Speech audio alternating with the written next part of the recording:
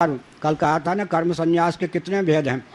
निषिद्धाचरण से निवृत्त हो गए, काम्य कर्म करने लगे तो अभी कर्म संन्यास हो गए नहीं। निषिद्धाचरण का संन्यास हो गया, कर्म संन्यास इतने अंश में हो गया। अब कामना का त्याग कर दिया तो काम्य कर्म का संन्यास हो गया, यह भी कर्म संन्यास।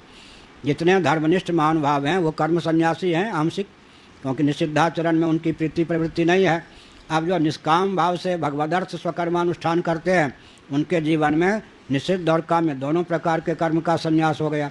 अब स्वकर्म का भगवदर्थ अनुष्ठान करते करते शम की प्राप्ति हो गई तो क्या हो गया, कर्म संन्यास ही हो गया बाहर से, क्योंकि अब निषिद्ध कर्म भी नहीं और काम्य कर्म भी नहीं, और वैराग्य की सिद्धि के लिए जिन कर्मों का आलम्बन लिया था, वैराग्य की शम की प्राप्ति हो गई, वो कर्म भी नहीं।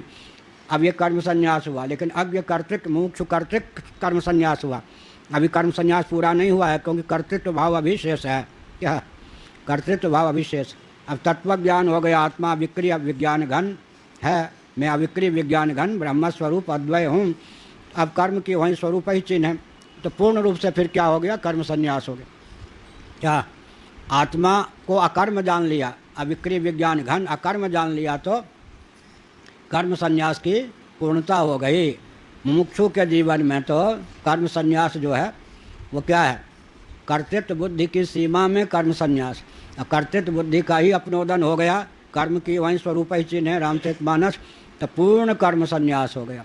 फिर ऐसे व्यक्ति के जीवन में शारीरिक कर्म या शास्त्र सम्मत कर्म दोनों कर्म परिलक्षित हों तो अकर्म है। अब शारीरम केवलम कर्म कुर्वन् नाप्नोति किल विषम, केवल शारीरिक कर्म स्नान आदि, भोजन स्नान शयन आदि, वो शारीरिक कर्म मात्र का परिग्रह है तो भी वह कर्म। और नैव किंचित करोमीति युक्तो मन्येत तत्त्ववित् पश्चन श्रवण, ये सब शारीरिक कर्म है। और कहीं लोक संग्रह के लिए विस्तृत कर्म भी कर लिया तो कर्म भी अकर्म हो गया, क्योंकि अंतर्निहित अकर्म के बल पर बाह्य कर्म भी अकर्म हो जाते हैं। कर्मण्य कर्म या पश्येद अकर्मणि च कर्म या